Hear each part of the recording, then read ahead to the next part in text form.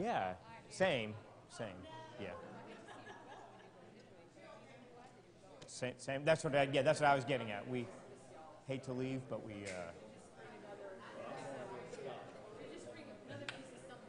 That's right. Well, thank you. I appreciate that. That's exactly right. Absence makes the heart grow fonder, right? Isn't that what they say? Yeah. It's hard to give up everybody at church. No, not for me. It's easy. It's the easiest thing in the world. I don't know. I think. Yeah, I'm not going to. I will not. What? I'm not even going to admit to anything. As they say in North Dakota, it's time for us to begin. Yeah, that's what they say in North Dakota. We're going to start with a prayer, and I'm going to ask Brother Jeff Scott to lead us in that prayer, if he will.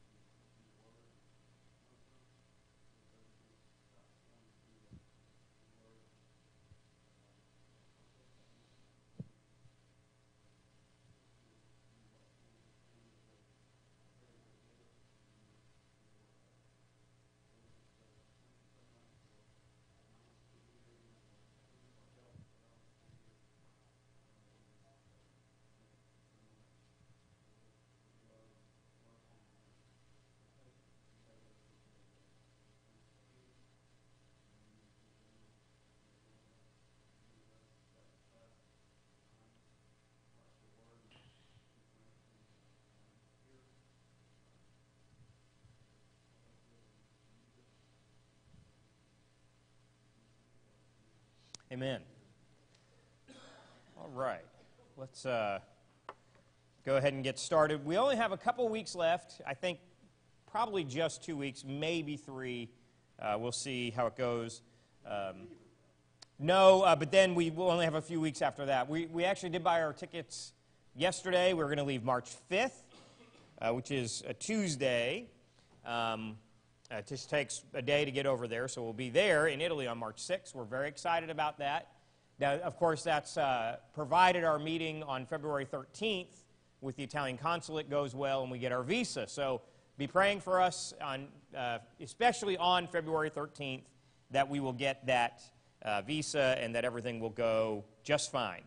With those visas, you have to stay a certain length of time, or you can only stay a certain length of time. Yeah, you can stay. So, right. I think I want to say it's 5 years, but it might be 3. But then you can renew them. Hopefully, as long as nothing changes. As long as provided I don't do anything bad, which means you are not coming to Italy because I don't want to get kicked out. And just teasing, Joe. Just teasing. All right. Just teasing. Okay, we talked the last couple of weeks about learning language and how important that is. We want to talk today, I want to talk again about culture and learning about culture and the importance of culture in mission work. Now, we're trying to relate everything, as we have said time and time again, to the indigenous method, the planting an autonomous indigenous congregation. And learning the culture has a lot to do with that. Because indigenous means native, as we said. I'm sorry, I'm just trying to do 2 things at one time, which is one more thing than I really should ever try to do at one time. But indigenous means native, and if you want the congregation that you're planting, you want the people you're working with to be independent and made up of native people, then you want to try as close as you can to understand those people and live as closely as you can to the way they live. And one of those ways is to learn the culture. Now, that can be very difficult. It can be very easy, depending on where you're going, I suppose. I want to say, and Troy can correct me if I'm wrong, that when it came to Paraguay, there was probably a lot of resources online and people he could talk to about it, but probably fewer than a lot of other places. If you wanted to learn Mexican culture, that could be very easy. You know, you can find a lot of Mexican people around to talk to. Paraguayans are probably fewer and further between. Pohnpeians even more so. And when we went in 2005, I think there's a lot more information online now than there was at that time. So it was kind of hard to learn a lot about the culture before we ever got there. And even today, even with resources, it's still hard to do that. You really have to be there and start to see things, observe things, to really learn how a culture operates. You can read about it, but it's not a substitute for actually living there. Culture informs everything we do. Whether you think that is true or not, it is. Everything we do is based on our culture. Even very simple things that we take for granted as just being normal is actually cultural. And let me give you an example of that. One of the things that I learned early on in Pohnpei was that lining up, right? Now, you might think, well, that's just natural, right? If you're going into a store or a bank or the DMV or something like that, you line up. You get in a nice, organized line, and that's just the way they do it everywhere. No, it is not. That is very much a cultural thing. In Pohnpei, when you went in anywhere, if there was going to be a wait, so, for example, when we had to go in to pay our utility bill. Now, in Pohnpei, you pay your utilities in advance. You get what they call cash power, and they give you a number. You put it in a little box that you have at your house, and that's how you get your utility, your electricity. Now, there's always a line, but they were not in a nice, organized, straight line. They were all over the waiting area.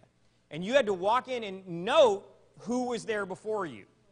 And that can get very frustrating.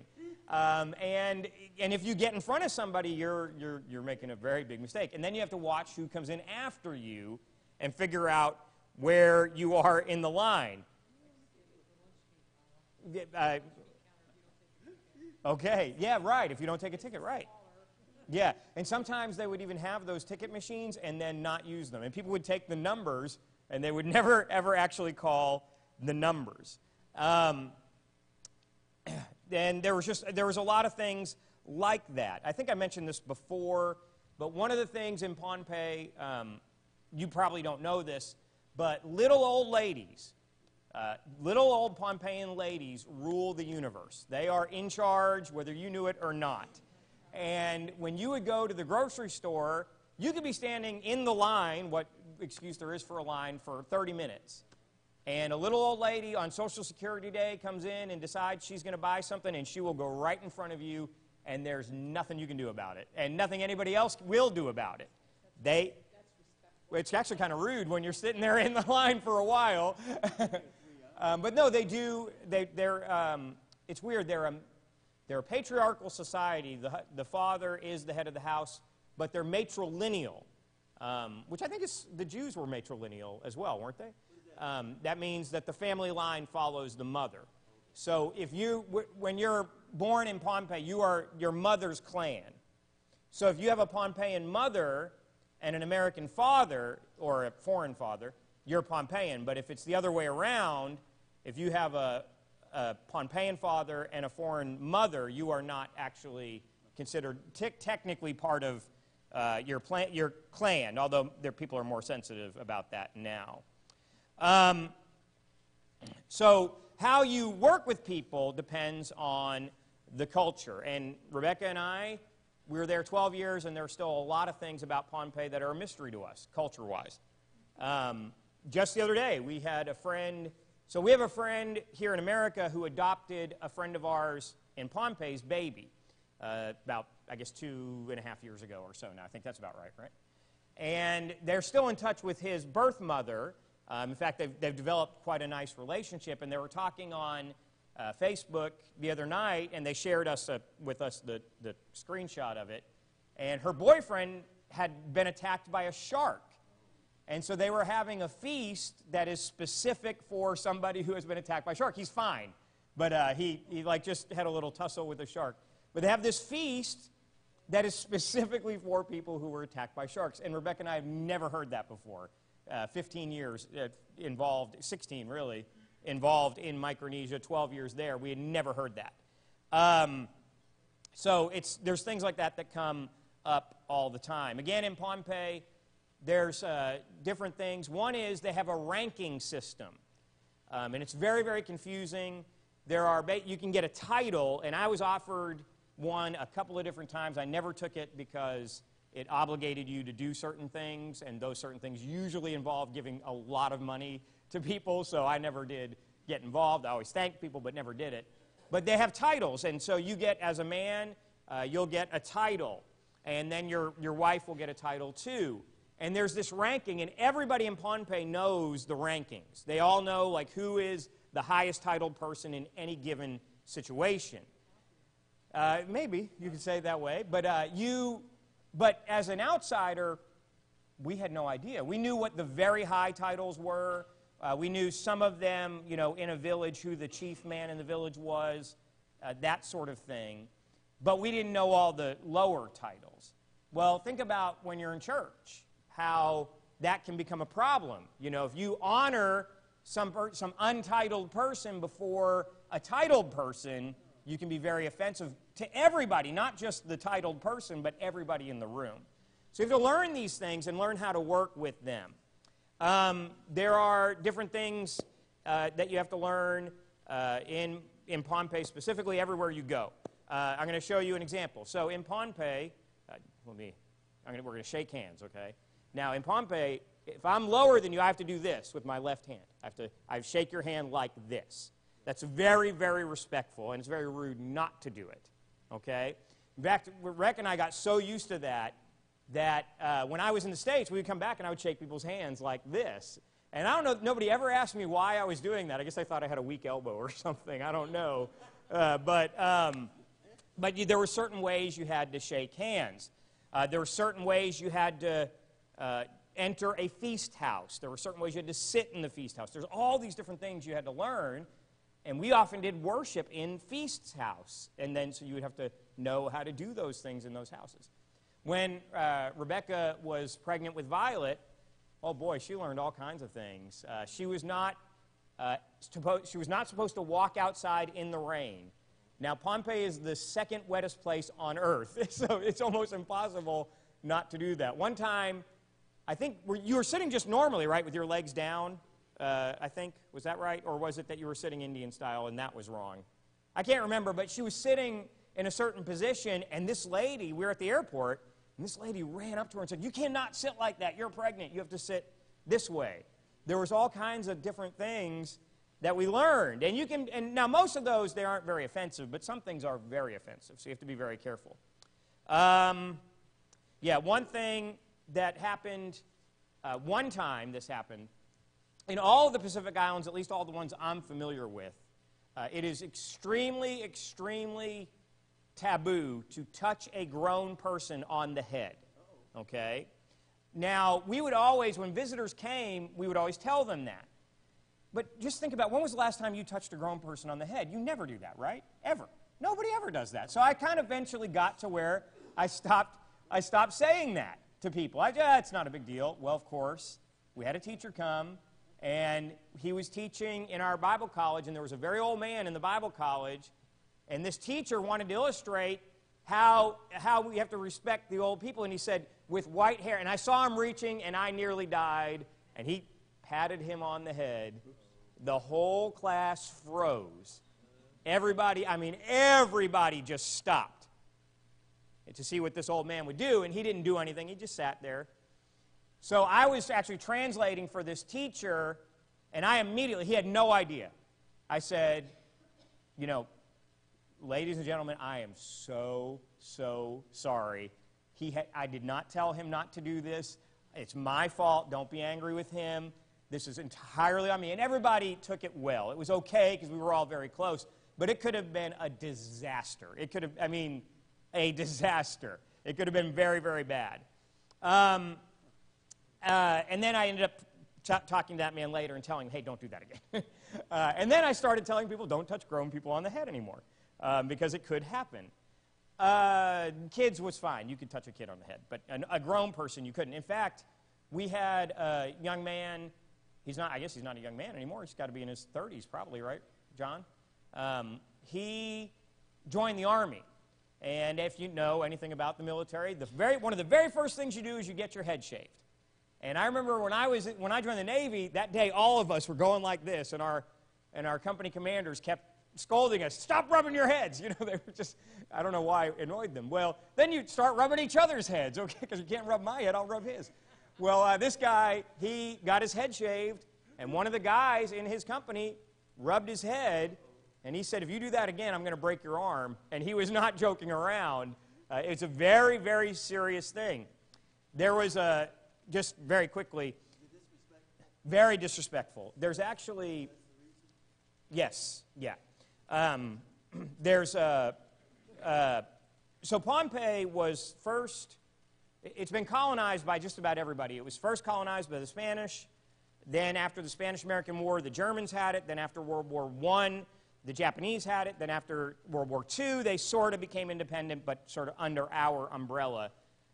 But the Germans, while they were there, they had this tax, a labor tax. They were building a road around the island, so they made the Pompeians build it, and they called it a tax. They said, you have to work this road in order to pay the tax, even though we're basically invading your country. And one of the chiefs one day in this one village decided he wasn't going to do it. And one of the German taskmasters, or whatever you call them, grabbed him by his hair and picked him up.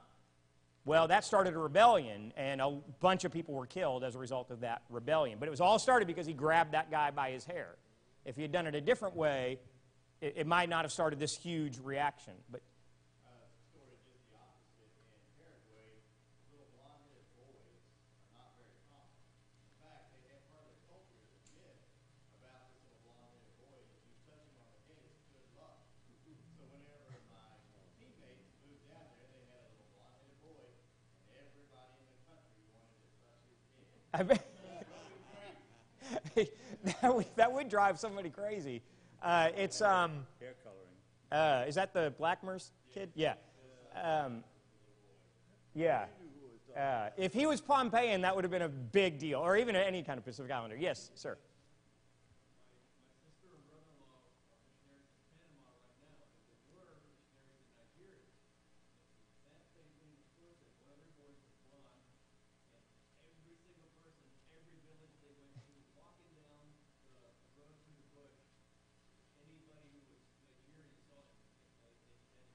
Isn't that funny? Isn't that something? With Violet, it was her eyes. Now, they didn't touch her eyes, but they would all, because her eyes are very, and especially when she was a little baby, her eyes are very blue. And boy, they would just get right in her face. Look at those little eyes. And she just, you know. It's not, you don't see it, right. So, by the way, Violet thought when we first moved back, she thought every dark-skinned person was Pompeian. So my very best friend, except for Rebecca, Leonard Lay, best man at my wedding, he's black, and Violet calls him Uncle Leonard, and she said, Uncle Leonard's Pompeian, and but he's African-American. But then we moved to Ireland, and the church, especially when we had our Friday night Bible classes, it was mostly Nigerians, and Violet now thinks all black people are Irish. And she says, Uncle Leonard is Irish, and we try to explain that that's not the way it works, but that's okay. I just think it's hilarious that that's her. That's right. Well, that's good thing. She doesn't have misconceived ideas about. Yeah. Well, she's only 5, so give her time. No, they do, yeah. Turn your Bibles to 1 Corinthians chapter 9. 1 Corinthians chapter 9, and we're going to start in verse 19. And we're talking about culture, just how important it is. And those are just a few examples of the things we had to learn. Probably, I'm sure Troy could tell you a million things about Paraguayans that you have to be careful of. I think it was what do you call the kiss on the cheek? What do you call it? Dos besos, which I guess means 2 faces? Oh, 2 kisses, okay. And you had to do it in a certain order, right? You had to do it to everybody. And would you start with the oldest? Yeah. So you have to go around asking people how old they are, too. So it's very difficult. In Pompeian, by the way, if you ever ask anybody how old they are, if they're below like 20, they'll only give you the decade. How old are you? 30-something. Oh, okay. That's close enough.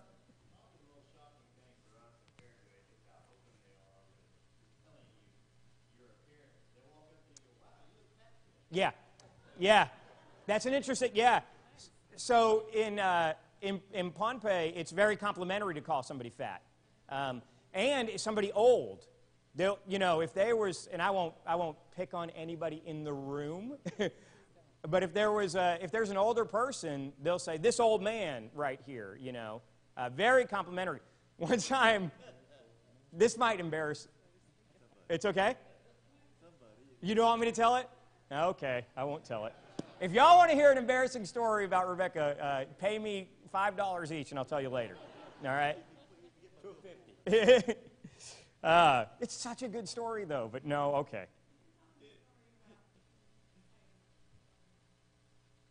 Okay, I'll tell her that. So I'll tell that one. We had started jogging, and as a result, we both lost some weight. And Rebecca appeared to be very skinny to this one particular lady. And she said, Rebecca, why, what's wrong? Are you sick? And she said, no, I've just been exercising a lot and been jogging. And it's like, oh, Rebecca, you do not need to do that. She said, you do not need to exercise. They wanted her to fatten up. That's their culture. Now, an unfortunate side effect of that is that type 2 diabetes is rampant over there, and they have a lot of diseases. Anyway, okay, 1 Corinthians chapter 9, verse 19 through 23. For though I am free from all men, I have made myself a servant to all, that I might win the more. And to the Jews I became as a Jew, that I might win Jews. To those who are under the law, as under the law, that I might win those who are under the law. To those who are without law, as without law, parenthetical, not being without law toward God, but under law toward Christ, that I might win those who are without law. To the weak I became as weak, that I might win the weak. I have become all things to all men, that I might by all means save some. Verse 23, now this I do for the gospel's sake, that I may be partakers of it with you. Very, very, very important verse when it comes to mission work, particularly indigenous missions.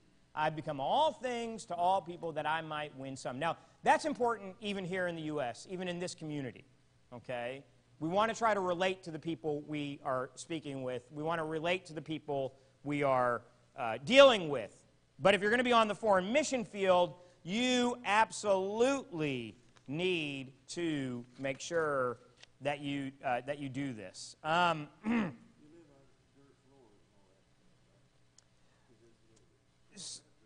Okay, so in Pohnpei, they had a lot of different style houses. You had, shacks, and then you had very, very nice houses. Rebecca and I sort of stayed in between all the time. Now, one thing, and Joe, it's actually kind of an interesting thing you bring up. And I read this was my own experience, but I also read it in a couple of different places. A Pohnpeian is not going to believe that you as an American are poor. So if you even live in a shack and sleep on a dirt floor, you're not going to fool anybody. You had enough money to get here, you have money. While they will respect you for cooking outside, they will respect you for living as close to a lower standard as possible. You're not going to fool anybody. They expect your house to be a little bit, furnished different, that sort of thing. But yeah, that you're not. It's what was it? What am I trying to say?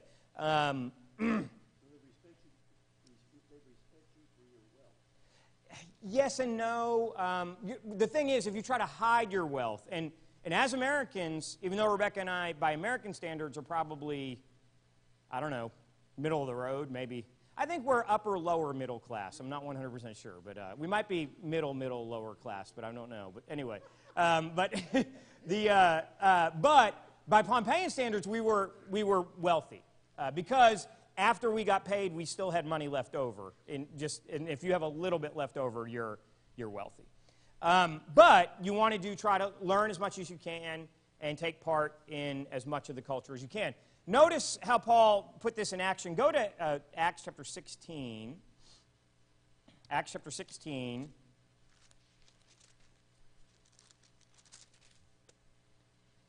Acts chapter 16, verses 1 through 3. Then he came to Derbe and Lystra, and behold, a certain disciple was there named Timothy, the son of a certain Jewish woman who believed, but his father was Greek. So what we just talked about with Pompeians, Timothy's father was Greek, his mother was Jewish, so what did that make him? Jewish or Greek? Jewish, okay? Because it goes through the mother. He was well spoken of by the brethren who were at Lystra and Iconium. Paul wanted to have him go on with him, and he took him and circumcised him because of the Jews who were in that region, for they all knew that his father was Greek. Now, wait a minute. Paul, in the very previous chapter, had just had this huge debate about how nobody needs to be circumcised. Okay? So why do you do this here? Say it again. Avoid the conflict. This is culture, the Jewish culture. The men have to be circumcised. Now, Timothy, as a circumcised male, can go into the temple and teach. He can go into the synagogue and teach. He can go anywhere with Paul. Yes?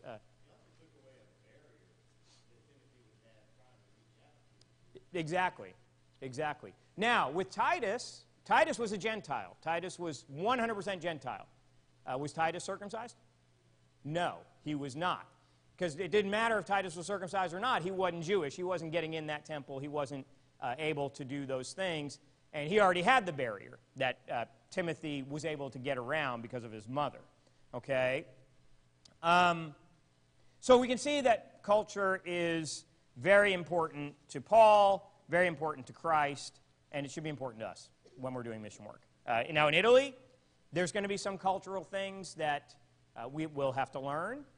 Thankfully, our tutors already taught us quite a bit of things about being respectful, and there's certain ways she's taught us to greet people that when you take your normal courses or read your normal books, it's not in there. It's just buongiorno or ciao. Whereas she told us to say salve, which is actually a Latin word meaning hello. And she said, if you say that to somebody older than you, you're really going to impress them. She said they'll really definitely be impressed by that. But anyway, so in my opinion, there's two super important things in culture. Yeah, there's the way you conduct yourself, but they say that language is the lifeblood of a culture. Okay, this is definitely on full display in the Pacific Islands. And I know this goes out to the whole wide world, so I hope I don't offend anybody, but chances are nobody will see it. But if you look at the islands of Guam, American Samoa, the Hawaiian Islands, those different islands that were colonized by British, Americans, even Germans or Spanish, but where they destroyed the language. Very, very few people speak Hawaiian. Very, very few people speak Chamorro. That's the Guam language. In American Samoa, very few of the people speak Samoan. Now, in Western Samoa, they speak Samoan. Now it's just called Samoa, but that's what it used to be called. In Pohnpei, they speak Pohnpeian. Everybody there knows the language. Their cultures are very strong. The Pohnpeian culture is very strong. In Western Samoa, very, very strong. In American Samoa, their culture is not very strong. They don't do a lot of the cultural things. In Guam, their culture is very weak. Now, they're trying to revitalize it in Guam. They're trying to teach the Chamorro language in schools now to try to get it back, but it's a lot easier to hold on to it than it is to get it back. But those places that were colonized where they kept their own language, their culture is stronger. So that's one thing, and we talked about that before. But another thing is food. Food is an extremely important part of culture, even here in the United States, right? What kind of cooking do you get at Cracker Barrel? Northern cooking? No, you get Southern cooking, right? Which means it's very unhealthy. No, you get biscuits, well, I remember when I first moved to the South, I was at a friend of mine's house, and they said, do you want some grits? I do not know what that means. I have no idea what a grit is. Did anybody ever... This movie has a lot of filthy language in it. I saw it before I became a Christian. But My Cousin Vinny, if you've ever seen it... Now, if you saw it as a Christian, don't admit it. But there's a scene where it goes into a diner, And the menu is breakfast, lunch, and dinner. And they said, well, he said, well, what's breakfast? Breakfast is grits. What's grits? Grits is corn. And then they have this really funny conversation about it. But anyway, but I grew up right on the coast in Massachusetts, in New England. I grew up on seafood. That's what we ate all the time as a kid. And when I came down to the South, and I would meet people, and I'd say, do you like seafood? Everybody's, oh, yeah, I like catfish. That's not seafood, That's do you like tuna? No, not really. Do you like lobster? Not really. It's different. Different places have different foods. Okay, yes. Yes.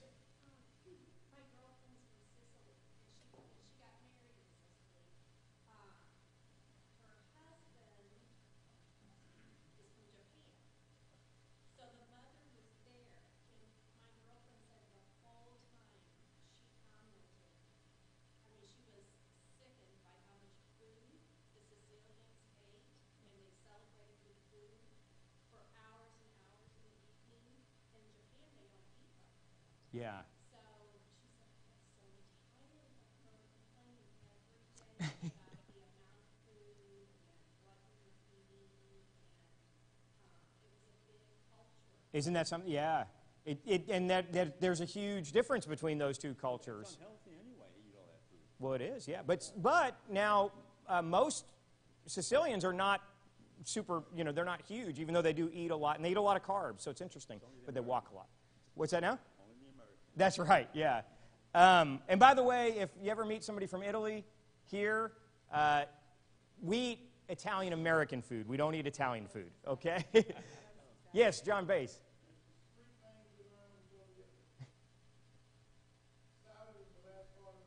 That's right.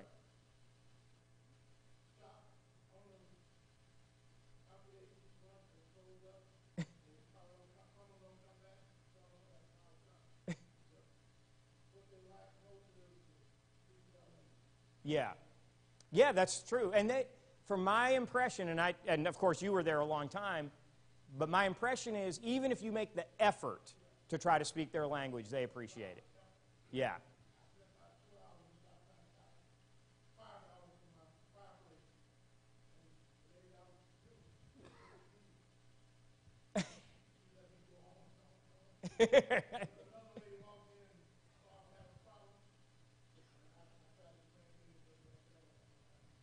There you go. Thank you. But food is very important. Maybe the eating of it or the lack of eating of it, maybe. Our Italian tutor's father was here. They're actually Sicilian as well, was here, and he was really upset. And she was getting mad at him because he hated our food. And he said, I want to eat, Sicilian food. And she said, you're not in Sicily. She was getting really frustrated with him. But in Pohnpei, food is extremely, extremely, extremely important. And we made a couple of faux pas with food, not huge ones, but a couple of small problems. Let me tell you one story. We went to somebody's house. We were only in Pohnpei a month, maybe a month and a half. And we went to this person's house, and we were having a Bible study, and it was going really well. And they had these pancakes, these cold pancakes that had, as far as we could tell, had been sitting out all day. And not that pancakes go bad or anything, I guess, but they're just not very appetizing. And they smothered them with peanut butter, and then they said, here. And Rebecca and I both said, oh, no, thank you, we're full. We're not hungry or something like that. And boy, we broke their hearts. We really did. Yeah, we insulted them. Now, we were very green at this time, but it was very, we kind of saw it afterwards and said, we should have taken that. We learned later that in Pohnpei, you can actually just say, you know what, I'm not hungry, can you wrap it up, and I'll take it home. Now, don't say I'll take it home and eat it if you're not planning on eating it. If it's say I'll take it home, and you'll be okay. You can actually get away with that. But so then, a while after that, we were at a funeral. Now, Pohnpeians like to eat raw fish, okay? And when we first got there, I did not like to eat raw fish. But they gave it to me so much, I got used to it, and now I eat it all the time. I love it. But we're at this funeral, and this guy, they say, hey, do you want some sashimi? That's raw fish, right? And I said, yes, because I remembered I didn't want it, but I remembered I broke this other person's heart. I didn't want to do that again. And so the guy, he cuts it up, he gives it to me. By the way, we're outside in the dust, in the dirt, at a funeral. There's pigs dying all around us.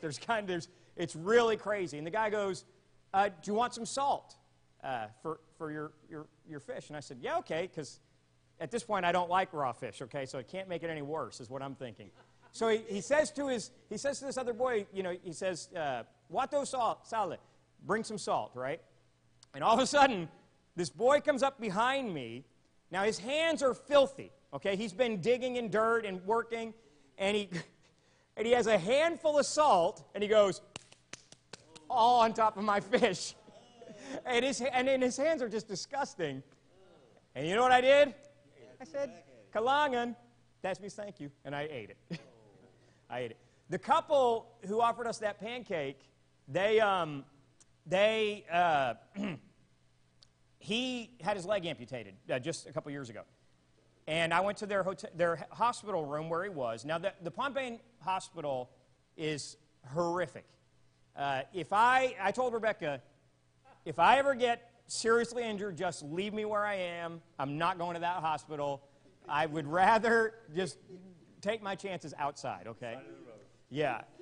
Well, I'm in this hospital room, and it's disgusting. There's flies everywhere. It smells. We're sitting there talking, though. Now, I'm sorry, this is going to get just slightly graphic. He had to use the bathroom. So his wife gives him a pan. He can't get up to use the bathroom. So he uses the bathroom. That's fine. She takes the pan. She dumps it in the sink, rinses it out, and puts it off to the side. And then she says, "Oh, we have..." Now, my favorite Pohnpeian food is uch sukasuk. Uch sukasuk is, it means pounded banana, is what it means. And it's banana, it's cooked banana. They cook it up, they pound it, they put coconut milk in it, coconut cream. Oh, it's just, you wouldn't believe how good this is. And this lady knows it's my favorite food. She says, "Hey, we have some uch sukasuk." We're in this filthy hospital room. She says, "Do you want some?" Now, remember, this is the same people that 12 years earlier I broke their heart. So I said, "Sure."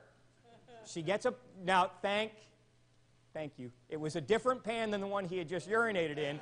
But she gets a pan, she rinses it out, though, in the sink where she had just dumped, right? She puts the utsukasuk in there, the pounded banana, and then gives it to me. And I, with a smile on my face, ate every bit. And I said, "Okay, this is the time I get hepatitis. Yay!"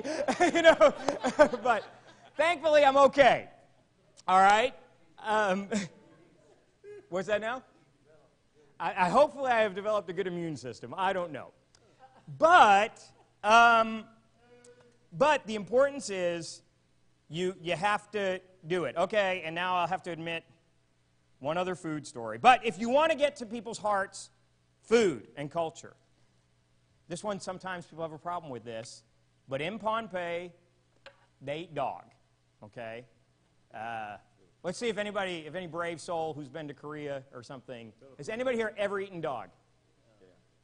Okay. You didn't know it. Yeah. Yeah.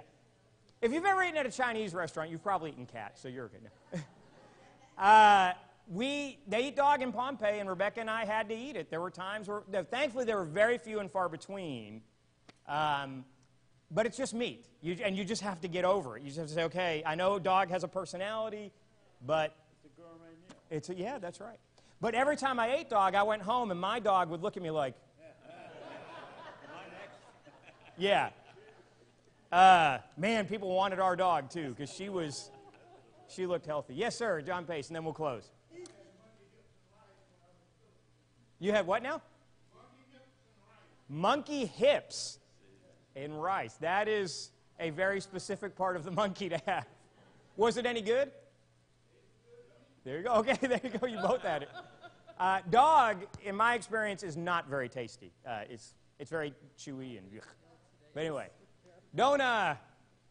people got upset during the last presidential term because Barack Obama admitted to having eaten dog in Indonesia. Well, he was in Indonesia. They eat it there. And people were like, "Oh, I can't believe he ate dog." Well, it's culture. And our culture is you don't eat dogs, and that's fine. And I don't ever want to eat another one, but it does happen. All right, we have to close there. We're out of time. Thank you. I hope it's been enjoyable. we will, I think, finish up next week, and then we'll start doing something else.